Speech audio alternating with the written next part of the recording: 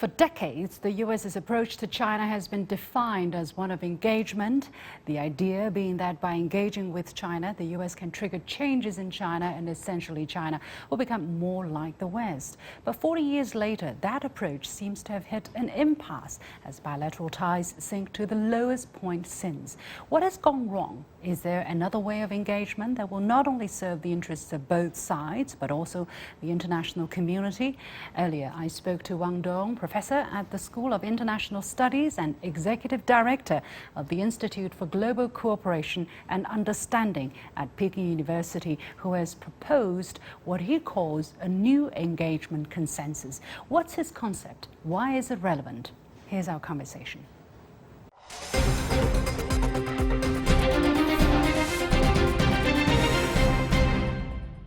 Hello and welcome, Professor Wang. Let's have some tea first. Thank you. Thank you. You're welcome. So this is typical Chinese tea from Sichuan, Emei from... green tea. Yeah, green tea. Wonderful. Yeah.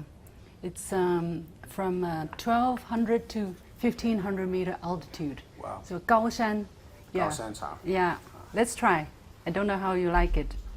Thank you. I like tea. You like tea? You like green tea? Absolutely. Do you drink a lot? Quite some, I would say. Quite Yeah? a lot. Okay, I hope you like it. Thank you. It's okay? Very fresh. Very refreshing. Thank you. I'm happy you enjoy it. So tell us a bit about your latest work. I understand you just published an article on foreign affairs. Congratulations. And you were talking about new engagement consensus between China and the United States. What's new about it? The new engagement consensus is, I coined this term in the context of the recent debate in recent years in the United States, which holds that the engagement consensus, or in a way we can put it as the old engagement consensus, which the consecutive administrations in the United States have developed since normalization over the past 40+ years, has largely failed. And therefore, as the United States is searching for a new paradigm, its new paradigm in terms of China policy. What's the difference between the old consensus and the new? There is a very fundamental fallacy problem in the old engagement consensus, and it failed. No wonder it failed, and it failed for a reason. There is an implicit underlying presumption of the old engagement consensus, which is to regard China as quote unquote the other, that is to be quote unquote transformed, to be led, to be integrated into a U.S.-led so-called liberal order. So now you propose that don't treat China as the other, Absolutely. but treat China as what? Equal. As equal. So I argue, this fallacy, I actually use this term, I call it epistemological fallacy. This is a very interesting, I think, anecdote about that. I insert this word in the original manuscript, and the editor delete, and then I edit back again, and she delete again, I edit back again, a couple of times. And I said, why insisting deleting this term? This is precisely what I'm trying to, to argue. Then she said, well, Professor Wang, this term, epistemological, is too academic.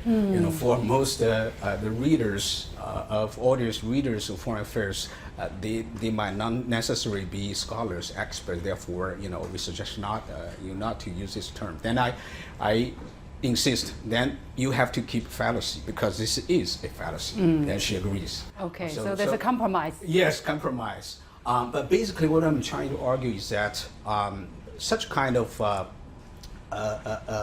way of treating regarding China as the other, that is to be transformed and to be changed, to be integrated into a U.S.-led liberal order, is fundamentally flawed. And it's not going to work because we will not agree or accept that we have to be molded in a certain way to fit the other's perspective. Yeah, exactly. And in some other writing, separate article writing, I actually use a fable from the Asian China from the spring-autumn times. There's this fable of 刻舟求剑, right? Carving, making a carve on the boat, trying to retrieve the lost sword, right? So to translate. And basically the story, everyone knows that. There's two gentlemen from the Chu state, and he was going to get across the river. So he bought it on a ferry. And of course, as a gentleman, he always carry a sword in his hand. Yeah. And in the middle of that, he accidentally dropped his sword into the river, in the water. And all other passengers cry out, said, sir, you dropped your sword into the river. Then he said, no worry. I just make a carve on the boat. Where I drop the sword? Yeah, where I drop the sword. As soon as I get ashore, when ashore, go ashore, I will retrieve my lost sword from this mark. And I'm making this, of course, he failed. And I was making this analogy as a way to suggest this is precisely when the United States making this old engagement consensus with this presumption they want to change China, they want to mold China according to its own image, hope China will change, economically, liberalize, and hopefully gradually, politically as well. Just like these two gentlemen put a mark on the side of the boat, and it's bound to fail. So that's sort of the philosophical basis for my argument. Drink. Thank you. Life goes on. Goes on. Yes. We all have to adapt. Now, however, public opinion is very important, right? Yes. For whatever reason, the favorability rating, or what Americans think of Chinese, has gone to a historic low as well, 20%, according to the latest Gallup poll. That's a drop of about 13% from the previous year. And again, the rating has been dropping over the past few years. Should we worry about that? I mean, is that still going to get even worse? What do you think is behind it? I've also heard quite a lot discussion in that regard, and actually some people use that, especially colleagues from the United States, sort of trying to use this as a way to suggest that there's a legitimate public support, right, for this quote-unquote very aggressive, extremely competitive new China policy. Mm-hmm.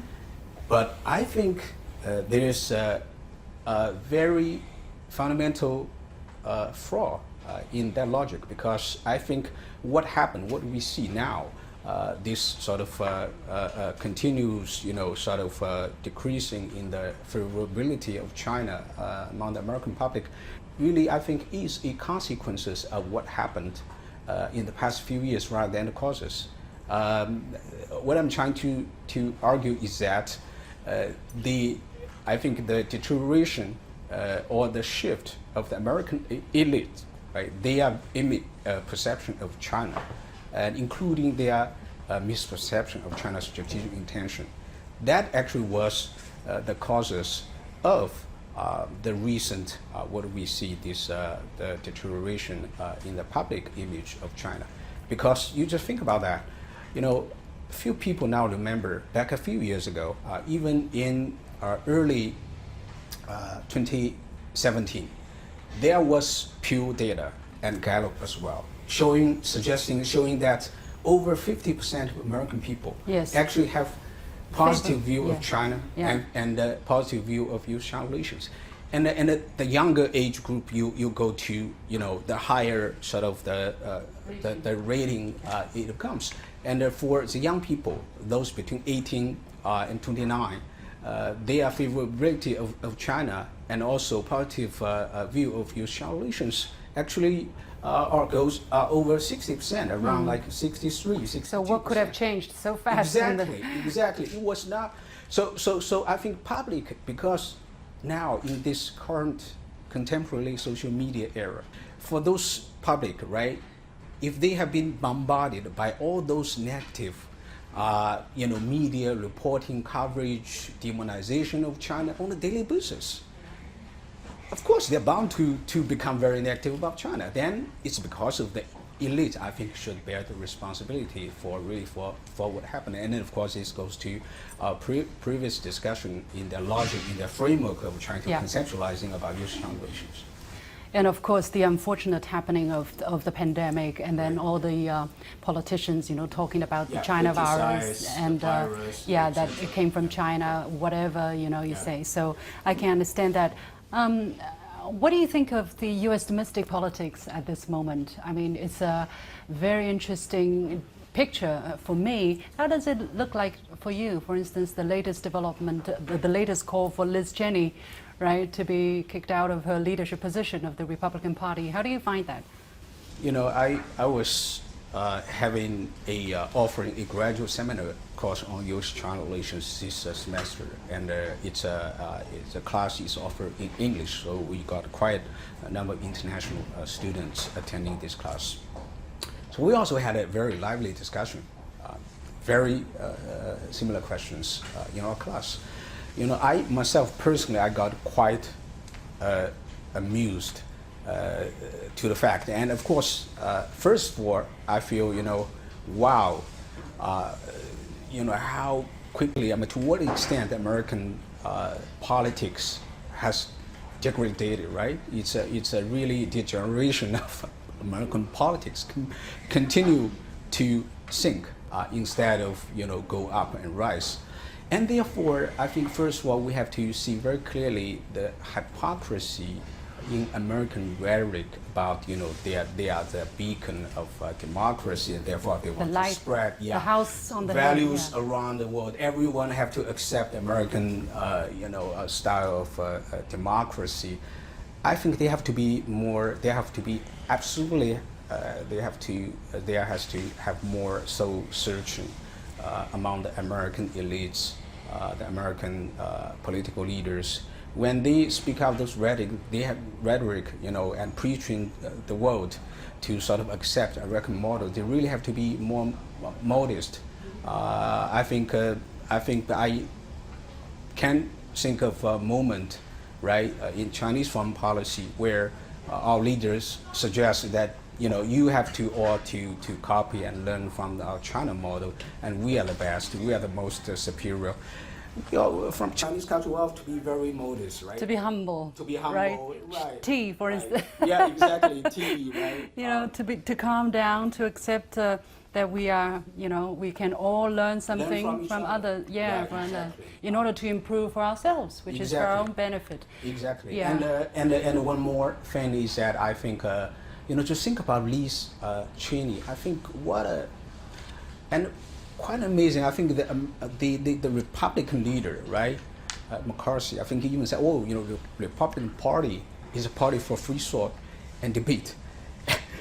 And then Liz Cheney precisely gets punished, gets kicked out of the Republican leadership for speaking out against falsehood and lies. And I think everyone should look at American politics and shake heads and see American really has a lot of soul searching has to do before they want to stand up and preach the American democracy around the world. Thank you so much. Thank you. Let's continue sipping tea. Cheers. Cheers. Cheers.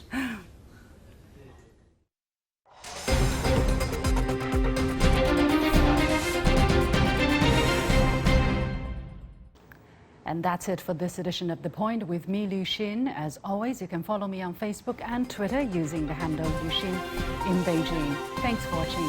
You've got The Point.